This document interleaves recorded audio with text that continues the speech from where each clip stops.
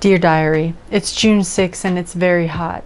I need to get in the very trashy, small, inflatable swimming pool that I have in the backyard. Also, my mother-in-law's mac salad is very delicious. Hello and welcome back. This week's Q&A comes from a segment from an ongoing relationship I'm having with a chap named Allan. Hello Allan, if you're watching. Just to give you a little bit of a background on our email situation, we've been talking back and forth about evidence for God, reasons for faith, and the trustworthiness of the Bible. So with all that as background, let me read to you Allan's question. He writes, "You have readily seen the errors of factual nature in the Bible. I'm guessing you see the moral failings in it as well, especially but not limited to the Old Testament. If so, why hold the Bible as a holy book? Why not, like me, see the Bible as a book of critical, historical, cultural, and literary significance? But that is all." We'll get to my answer in a minute, of course, but I want to know yours. If you're a Christian, what is it that the Bible does or is to you that sets it apart from being just another book? Hello, I'm Amie, and this is Ask a Christian, a YouTube channel and Facebook page devoted to authentic discussion about the Bible, Christianity, and following Jesus. If you have a question you'd like to pose to me, you can hit me up at askachristianfriend@gmail.com.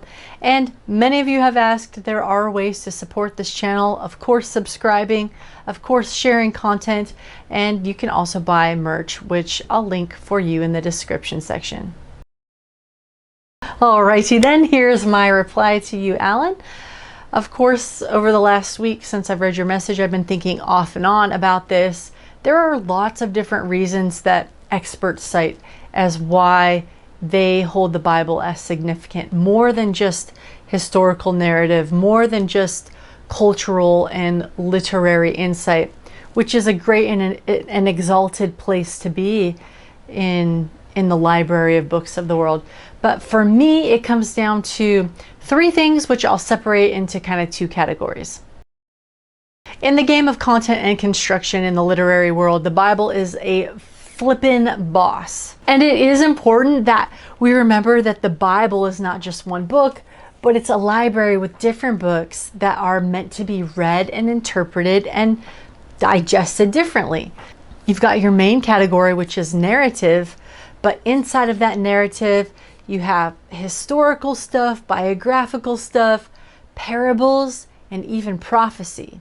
The next biggest section is poetry, which includes songs of joy, songs of sorrow. It has these ancient Hebrew acrostic puzzles. And then you also have a third category, which is prose or discourse. And these are response type things. They're more prophecy, they're the writings of the law, wisdom, and those persuasive letters that we read in the New Testament. The super cool thing about this is that with all of these different 66 books, with all of these different literary types and ancient Hebrew writing styles, one idea emerges, and that is the promise of, the need for, and the arrival of this superhero figure called the Messiah. Every book and story includes details and themes that point to this dude named Jesus who shows up in the New Testament. Just to nerd out a little bit more on content and construction, the literary structure of this book is incredible, mind-blowing even, because there are a couple structures that the Bible uses repeatedly called chiasm and parallelism. I'll let you look it up, but basically stories within stories within stories that are arranged to point to specific details that the reader is supposed to get and hyperlink to in other stories. It's actually very exciting to realize that things that annoyed you before in how the Bible writers worked are actually literary devices that are meant to get your attention, to hyperlink you back to other ideas, and it's incredibly sophisticated. Last note, I promise, about the Bible's content and construction. It is written as wisdom literature. This means that it doesn't include every detail, it's not play-by-play or step-by-step, but what this set of writings aims to do is draw you in, tell you enough of the story so that you yourself have questions to ponder, and that you do this over a lifetime with a group of other people who are also sitting down to ponder its greater truths.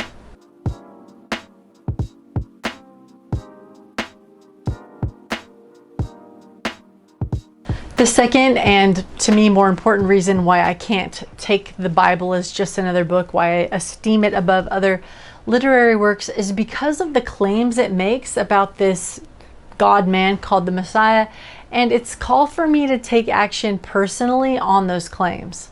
So number 2, claims and call. This story that we've been talking about culminates and is most clearly seen in what Christians call the Gospels. If it were not for these 4 books, and you know them, Matthew, Mark, Luke, and John, I would not understand the context of anything. I would not understand why any of this stuff I was just telling you about was so cool.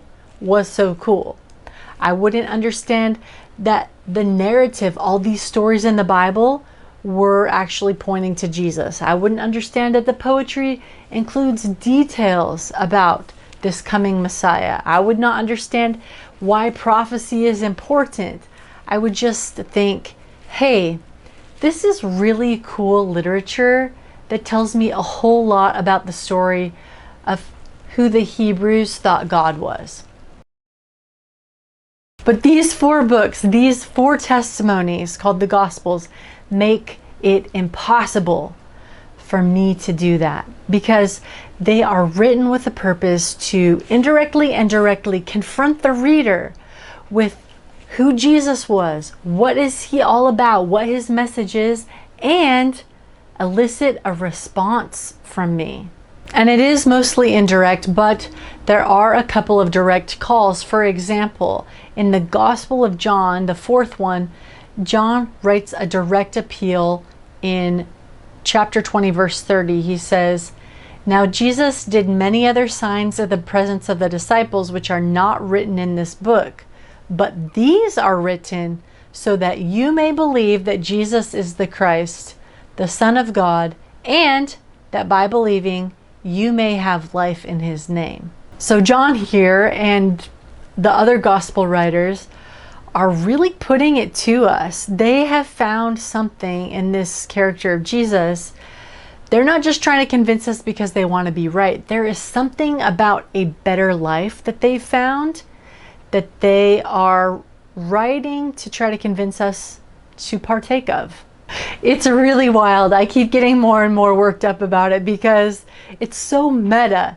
What these guys are saying is that this Jesus guy is the one who gives total contextual meaning to their entire existence. From how mankind was created in the creation story, to Abraham's covenant call to be in relationship with God, to Israel's enslavement and redemption, to their prophets.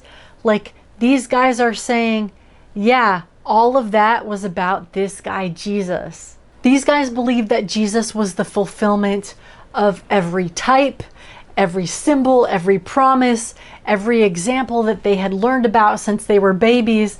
And all of their writings are set up to show me and convince me of this as well.